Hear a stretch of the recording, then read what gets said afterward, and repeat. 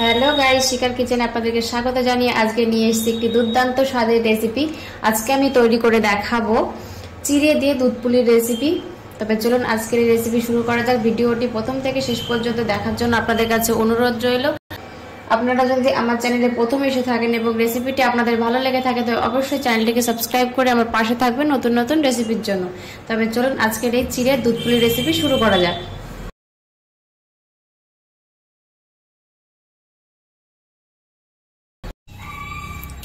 তো বন্ধুরা, চিড়ে দিয়ে দুধ পুলি তৈরি করার জন্য আমি এখানে একটা নারকেল কুড়িয়ে নিয়েছি।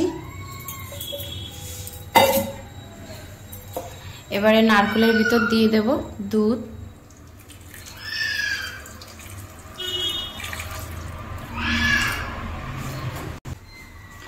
পরিমাণ মতো চিনি,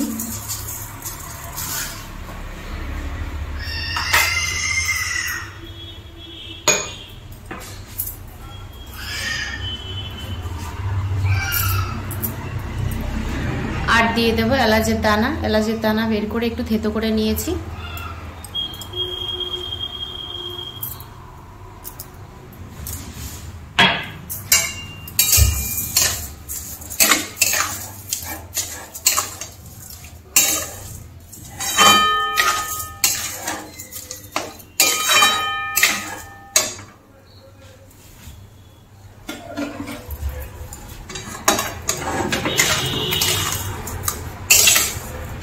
তো বন্ধুরা, এইভাবে নেড়ে চেড়ে নারকেলের পুরটাকে তৈরি করে নেব।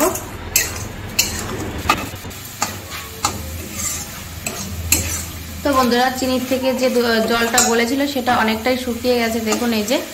আর এখন প্রায় পুরটা তৈরি হয়ে গেছে। কালারটা সুন্দর এসেছে, দেখুন কি সুন্দর সাদা হয়েছে।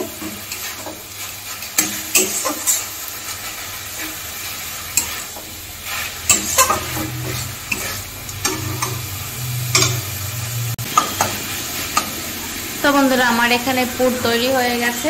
এবার আমি পুরটাকে নামিয়ে নেব। নামিয়ে নেওয়ার পর এবার আমি ডো বা আটাটা তৈরি করব। তো এখন করে দিচ্ছি গ্যাস অফ করে দিয়ে এবার পুরটা নামিয়ে নেব।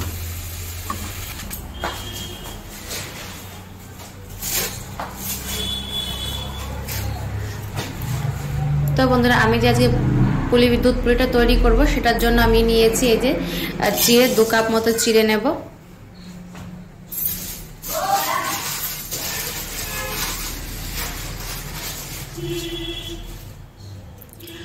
নিয়েছি 2 কাপ মতো চিড়ে। এবার চিড়েটা একটা মিক্সার জার নেব, নিয়ে এর মধ্যে দিয়ে চিড়ে গুঁড়ো তৈরি করে নেব।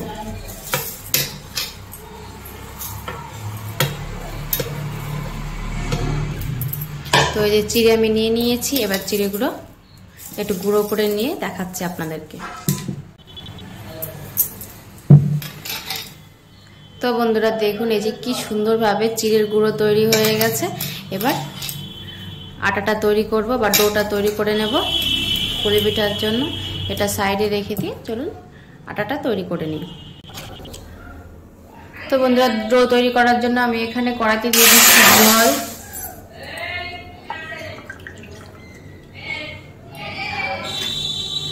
আমি এখানে 3 কাপ মতো জল, 2.5 কাপ মতো জল ব্যবহার করছি।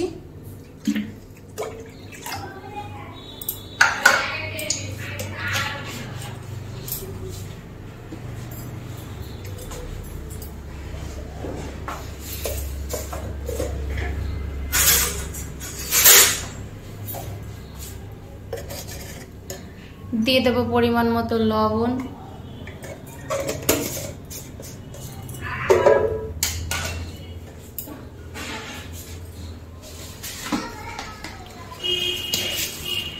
আর দিয়ে দেবো 2 চামচ চিনি।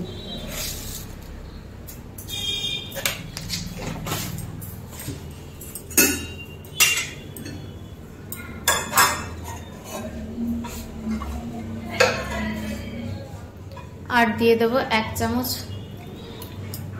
একটু বেশি দুধ।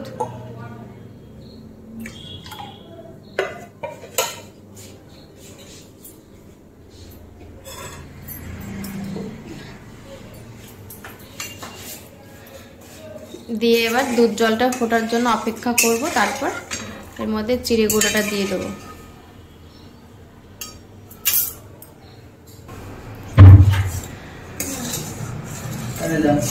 তো বন্ধুরা আমার এখানে দুধ জলটা ফুটে গেছে আর চিনি আর লবণটাও গলে গেছে বা মেল্ট হয়ে গেছে। এবার আমি এই যে নিয়েছি, তো এই যে চিড়ে গুঁড়োটা নিয়েছি, এক এক করে দেবো আর একটু মেশাতে থাকবো।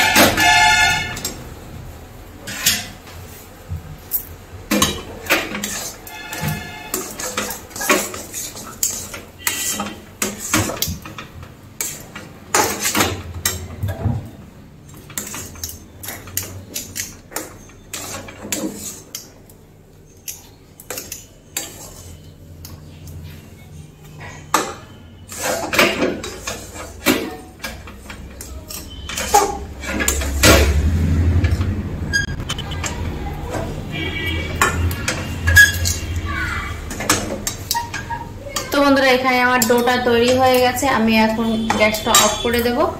অফ করে দিয়ে ডোটা নামিয়ে নেব আর ঠান্ডা করে নেব। ঠান্ডা হয়ে গেলে পিঠেগুলো তৈরি করব। তো ঠান্ডা হলে আবার আসছি।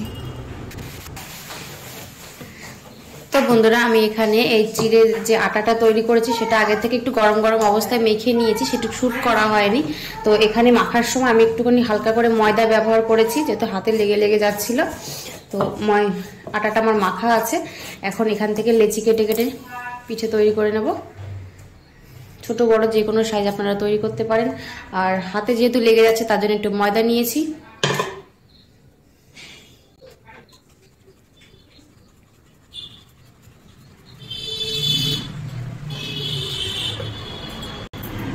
আর এইভাবে চিড়ে দিয়ে একটু দুধ পুলি বানিয়ে খেতেই পারেন, কেননা খুব সুন্দর নরম থাকে। বাসি হলে বা ঠান্ডা হয়ে গেলেও পিঠে কখনো শক্ত হয় না, খেতে মানে দুর্দান্ত স্বাদ, দারুণ টেস্টি খেতে। একবার অবশ্যই বাড়িতে ট্রাই করে দেখতে পারেন। আপনারা যে কোনো ছোট বড় সাইজের পিঠেগুলো তৈরি করতে পারেন। তো এইভাবে হাতে করে একটা বাটি তৈরি করে নিতে হবে। বাটিটা তৈরি হয়ে গেছে। আর এখানে পুরটা আমার ঠান্ডা হয়ে গেছে, নারকেলের পুরটা। তো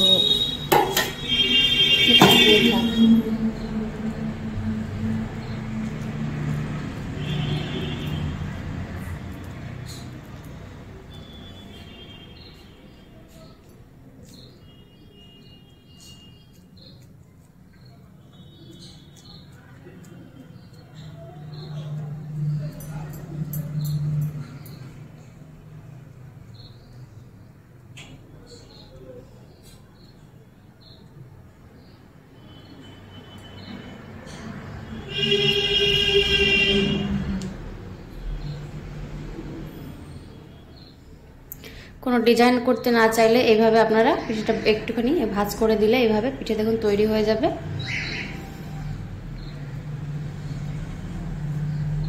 তো বন্ধুরা এখানে একটা পিঠে আমার তৈরি হয়ে গেছে, বাকি পিঠেগুলো আমি তৈরি করে নেব। তো বন্ধুরা পিঠেগুলো সব তৈরি হয়ে গেছে, এবার দুধের সঙ্গে রান্না করে নেব। তো চলুন রান্না করে নিই।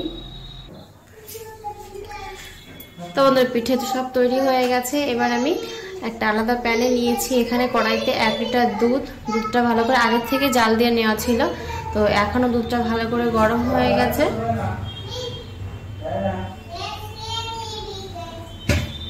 তো এখানে আমি 2 রকমের মিষ্টি নিয়েছি। এখানে প্রায় 100 গ্রামের কাছে চিনি আছে আর প্রায় কতটা বলবো, অনেকটা পরিমাণেই গুড় আছে। তো দুটো একসঙ্গেই ভালো করে একটু ফুটিয়ে নেব।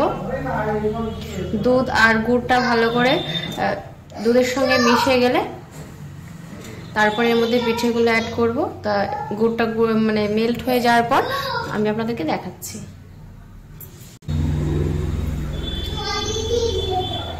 তো বন্ধুরা এখানে গুড় আর দুধটা চিনিটা ভালো করে দুধের সঙ্গে ফুটিয়ে নিয়েছি। দেখুন দুধের কালারটাও চেঞ্জ হয়ে গেছে। এবার আমি এক এক করে পিঠেগুলো অ্যাড করব।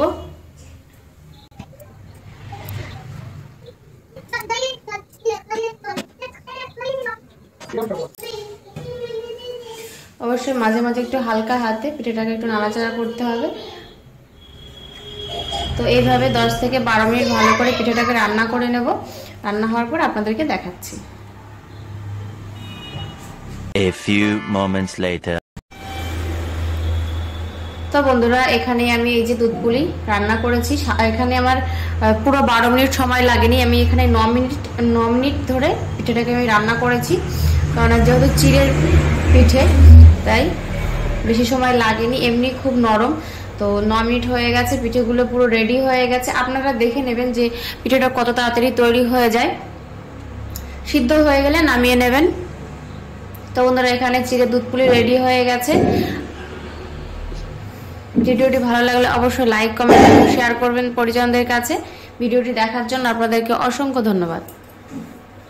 গ্যাস অফ করে দিয়ে নামিয়ে দিচ্ছি।